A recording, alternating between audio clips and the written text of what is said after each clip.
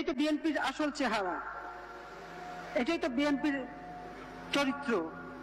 এবং এর নেতৃত্ব খালেদা জিয়া, তারেক জিয়া, তারাই তো দিচ্ছে, তারাই তো করছে। হাজার হাজার কোটি টাকা লুটপাট করেছে ক্ষমতায় থেকে। মানুষকে কি দিয়েছে? মানুষ তো ক্ষুধার্ত ছিল। এদেশে ক্ষুধা, দারিদ্র, রোগের চিকিৎসা পায় না, দুর্ভিক্ষ প্রতিনিয়ত ছিল, কিন্তু তারা তো অর্থ সম্পদ বানিয়ে যথেষ্ট ফেলে পুকুরে উঠেছিল। আজকে তারা ভোটের অধিকার কথা বলে, আর কিছু আছে তাদের ভাড়া তারা তার মানবাধিকারের কথা বলে। যারা বাংলাদেশের মানবাধিকার নিয়ে প্রশ্ন তোলে, তাদের কাছে আমার প্রশ্ন, আমরা যারা 15ই আগস্ট আপন জন হারিয়েছি, 3রা নভেম্বর আপন জন হারিয়েছি, আমার আওয়ামী লীগের যে হাজার হাজার নেতা কর্মী যারা জীবন দিয়েছে, মৃত্যুবরণ করেছে বিএনপি জামাতের হাতে, তাদের মানবাধিকার কোথায়? তাদের মানবাধিকার কোথায়? সেই পরিবারগুলি এখনো মানবেতর জীবন যাপন করছে, বিচার পায় নাই।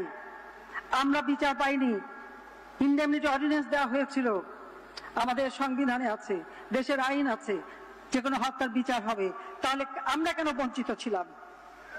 আমি তো 81 সালে এসে মামলা করতে পারিনি, আমার বাবা মায়ের হত্যার বিচার চাইতে পারিনি।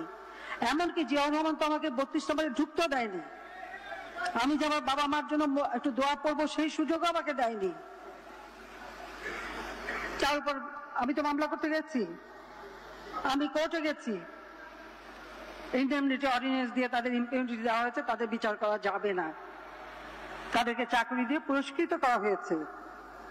বিদেশি দূতাবাসে চাকরি করে তারা জাতির পিতা বঙ্গবন্ধুর হত্যাকারীরা, যারা আমার মাকে হত্যা করেছে, আমার ভাই কামাল জামালকে হত্যা করেছে। ছোট্ট সেই শিশু রাসেল কি অপরাধ ছিল? আমার মায়ের কি অপরাধ ছিল? তারা এক একটা বাড়িতে রক্তের গঙ্গা বইয়ে দিয়েছে, তাদের বিচারের হাত থেকে রেহাই দেওয়া হয়েছিল।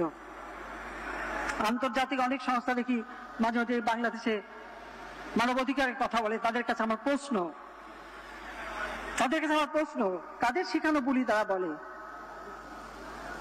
এদেশে মানবাধিকার লঙ্ঘন বারবার হয়েছে, যার মূল হোতাই হচ্ছে এই জিয়াউর রহমান আর খালেদা জিয়া, তারেক জিয়া সহ জামাত ইসলামী, যুদ্ধ অপরাধী 71-এ যারা মানবাধিকার লঙ্ঘন করেছে, তারা এখনো করে যাচ্ছে।